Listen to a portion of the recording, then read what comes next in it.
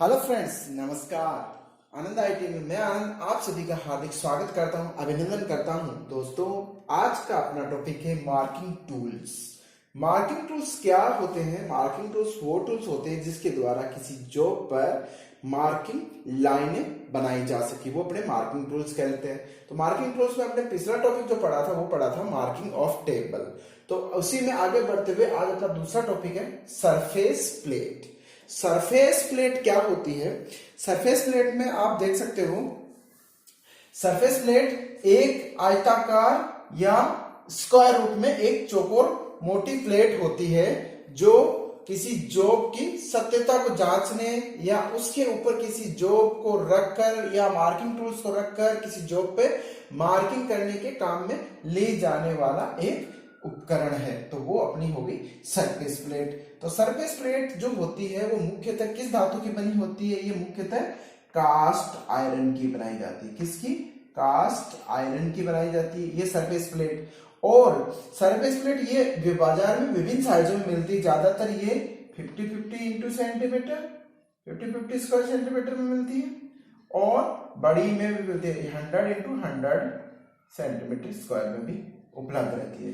तो ये हमेशा कास्ट आयरन की ही बनाई जाती है। कभी कभी क्या होता है, इसको नीचे जमीन पर रखने कारीगर काम में नहीं ले सकता है। इसके लिए क्या किया जाता है, इसके यहाँ पे दो हैंडल बना दिए जाते हैं, दो हैंडल लगा दिए जाते हैं, जिससे क्या होता है इसको आसानी से उठाकर मार्किंग ऑफ टेबल पे रखकर कारीगर खड़ा होकर आसानी से कार्य कर सकता है। ठीक है। इसके अलावा क्या होता है, इसके ऊपर कारीगर जब काम करता है तो जब कारीगर की हाइट से वो नीचे रहेगी तो उसको काम करने में आसानी नहीं होगी। इसलिए इसमें क्या होता है, इसको हैंडल लगाकर किसी ऊंचाई पर कारीगर की हाइट के अकॉर्डिंग मार्किंग जो टेबल पड़ी थी उसके ऊपर रख देते हैं।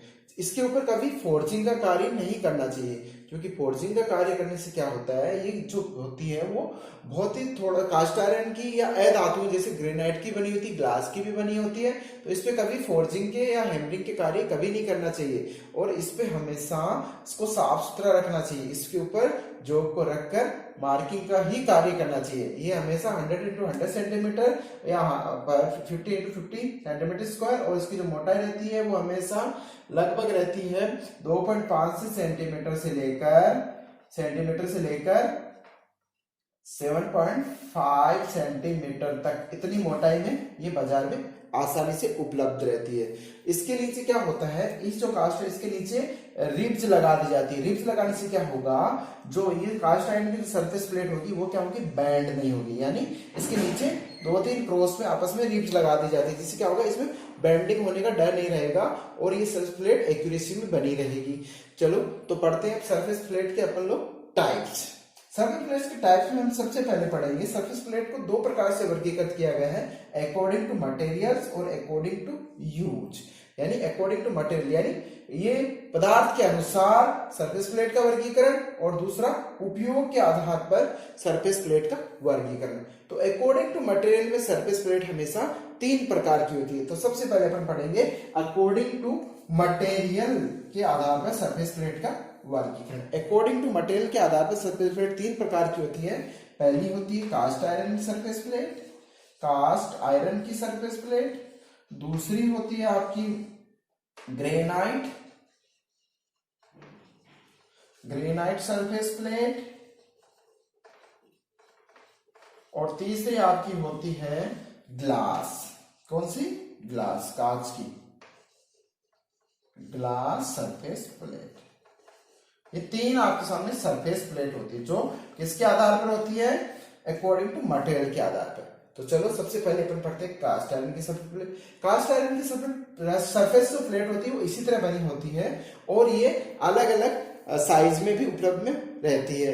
ये जो सरफेस प्लेट होती है इनकी एक्यूरेसी क्या होती है, 2 टाइप की रहती है। जो कास्ट आयरन वाली 2 टाइप से, ये 5 ए ग्रेड में और बी ग्रेड में, ये 2 ग्रेड में मिलती है, ए ग्रेड, ठीक है, और बी ग्रेड, ये 2 ग्रेड में मिलती है।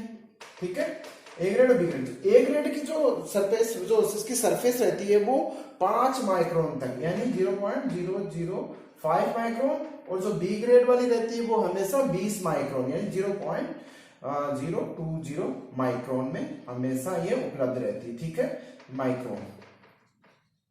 ये माइक्रो फिनिशिंग में उपलब्ध रहती है। जो इसकी जो ऊपर की जो सरफेस फिनिश रहती है वो इन दो ग्रेड में रहती है। कौन सी वाली? कास्ट आयरन की सरफेस प्लेट वाली, ठीक है। और इसका उपयोग कहाँ करते हैं? इसका उपयोग अपन लोग जब किसी जॉब पे मार्किंग करना हो, किसी ट्राई स्क्वायर की शुद्धता चेक करना हो, या इसके ऊपर किसी दूसरे जॉब की समतलता चेक करना हो, या अपन इसके ऊपर किसी गोल जॉब को रखकर उसका सेंटर निकालना हो, या एक मार्किंग ब्लॉक आता है, या वर्नियर हाइट गेज आती है, जो भी इंस्ट्रूमेंट रहते हैं उसको रखकर किसी जॉब पर पैरेलल लाइन खींचना हो, इन सब के लिए ही इस कास्ट आयरन सरफेस प्लेट का ज्यादातर उपयोग किया जाता है।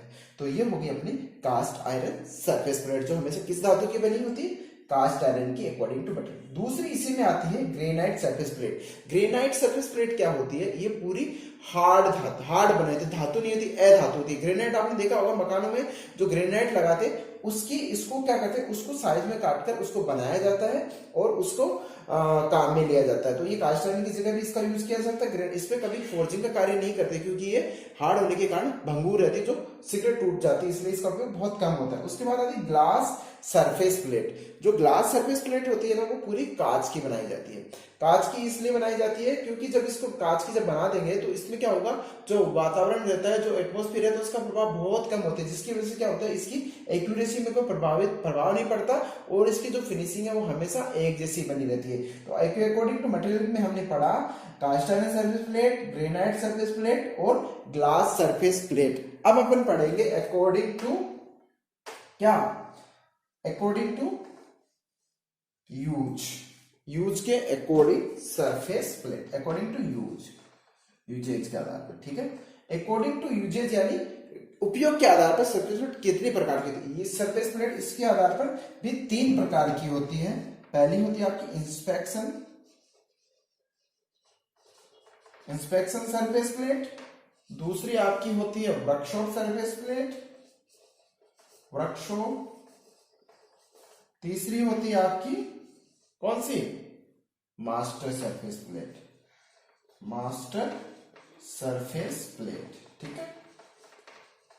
ये 3 प्रकार की अपने अकॉर्डिंग टू यूज के अकॉर्डिंग होती है कि कार्य के अनुसार अपन सरफेस प्लेट 2 प्रकार के अपने होते हैं, अकॉर्डिंग टू मटेरियल और according to use. According to use में अपन लोग पढ़ रहे हैं अब 3 टाइप की। तो पहली आपके सामने आती है इंस्पेक्शन सरफेस प्लेट। इंस्पेक्शन नाम से समझ में आता है कि इंस्पेक्शन के रूप में काम में ली जाती है, यानी जब किसी जॉब को आपको इंस्पेक्शन करना हो, उस जॉब का निरीक्षण करना हो, तो उस जो सरफेस प्लेट उस समय जो काम में ली जाती है वो अपनी इंस्पेक्शन होती है। इंस्पेक्शन निरीक्षण, यानी किसी जॉब को आपने बना लिया और उसका आपको शुद्धता या फ्लैटनेस या समतलता चेक करनी हो, तो उस समय जो सरफेस प्लेट काम में लेंगे वो अपनी होगी इंस्पेक्शन सरफेस प्लेट। और इसकी शुद्धता होती है वो 2.5 माइक्रोन के लगभग रहती है। कितनी? 2.5 माइक्रोन के लगभग इसको सरफेस को फिनिश करके बनाया जाता है। इसकी फिनिशिंग इतने माइक्रोन में दी जाती है। तो ये इंस्पेक्शन के कार्य में आती है। दूसरी आती है workshop surface plate. Workshop surface plate अपन ज्यादातर वर्कशॉप में और ज्यादातर यूज करते हैं, और इस वर्कशॉप को ही अपन इसलिए यूज करते हैं क्योंकि जो इसकी जो फिनिशिंग रहती है वो लगभग 25 माइक्रोन के लगभग रहती है। कितनी? 25 माइक्रोन, 25 माइक्रोन के लगभग बनाई जाती है। और इसके ऊपर ही रखकर अपन वर्कशॉप में जो काम में लेते हैं वो अपनी कौन सी रहती है? वर्कशॉप। इससे भी आप जॉब की मार्किंग करने का काम आती है, समतलता भी चेक कर सकते हैं और दूसरे कार्य भी आप वर्कशॉप सरफेस प्लेट के माध्यम से करते हैं। इनकी शुद्धता इतने प्रकार की रहती है, 25 माइक्रोन में रहती है। और फिर आती है master surface. Master surface plate सबसे ज्यादा फिनिशिंग में बनाई जाती है। जो इसकी सरफेस फिनिशिंग वो 0.25 माइक्रोन से भी कम में रखी जाती है। 0.25 माइक्रोन, इससे भी कम में परिशुद्धता में बनाई जाती है, ठीक है।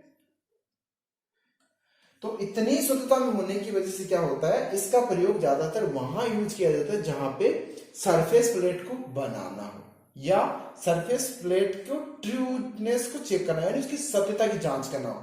तो ये होगी अपनी 3 टाइप की सरफेस प्लेट, इंस्पेक्शन, वर्कशॉप और मास्टर सरफेस प्लेट। अब अपन पता करते हैं कि सरफेस प्लेट के उपयोग क्या होते हैं। सरफेस प्लेट का उपयोग होता है किसी गोल जॉब का सेंटर निकालते समय इसके ऊपर अपना जो बी ब्लॉक, अपना दूसरे जो इंस्ट्रूमेंट होते हैं वे रखकर इसका गोल जॉब का सेंटर निकाल सकते हैं। ट्राई स्क्वायर की अपन सत्यता की जांच करते हैं, जो मैंने पिछले वीडियो में पढ़ाया है, वो उसमें आपको उसकी लिंक दे दूंगा, आप कैसे देख सकते हो कि कैसे ट्राई स्क्वायर की इससे शुद्धता की जांच कर सकते हैं।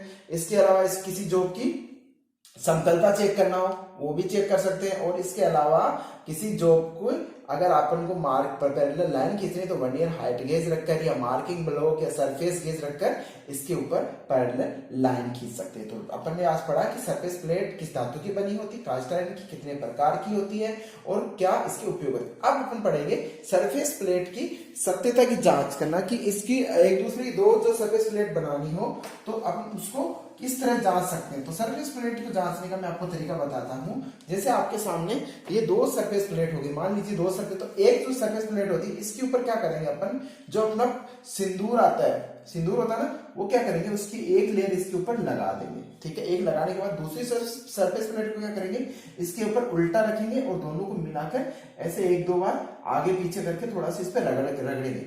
रगड़ने से क्या होगा, रगड़ने से आप देखोगे जब जहां से जो सरफेस प्लेट जो स्पॉट ऊंची रहेगी वहां से वो पहले टकराएगी और वहां से क्या होगा, जो सामने वाली सरफेस प्लेट है उसके वहां पे निशान बन जाएंगे। तो उसको क्या करेंगे, फिर अपन उसको वापस सीधा करेंगे और स्क्रैपर एक टूल्स होता है जो खुरचकर उसको प्लेन करेंगे, फिर इसके ऊपर रखकर एक दूसरे पे रगड़ते हुए जांच करेंगे। तो अपन उसको इस तरह से दूसरी सरफेस प्लेट अपन बना सकते हैं। तो आज के टॉपिक में अपन ने पढ़ा सरफेस प्लेट जो हमेशा कास्ट आयरन की ही बनी होती है और इसका प्रयोग हमेशा मार्किंग करने वाले उपकरणों को रखने में, उनकी हेल्प करने में, उनकी सत्यता की जांच करने में ही प्रयोग किया जाता है। दोस्तों अगर आपको हमारा टॉपिक पसंद आया तो आप उसे लाइक करें, शेयर करें, सब्सक्राइब करें, साथ ही बेल आइकन के बटन को जरूर प्रेस करें, साथ ही ऑल नोटिफिकेशन पे जरूर क्लिक करें, जिससे मेरे जो लेटेस्ट वीडियो आपको सबसे पहले मिलते रहे। अगर दोस्तों आपकी कोई क्वेरी हो तो आप मुझे कमेंट्स के माध्यम से भी लिख सकते हैं। दोस्तों आपके कमेंट्स ही मुझे मोटिवेट करते हैं आपको ज्यादा से ज्यादा अच्छा और ज्ञानवर्धक बात बताने का। तब तक के लिए अगले मिलते हैं अगले वीडियो में, तब तक के लिए धन्यवाद।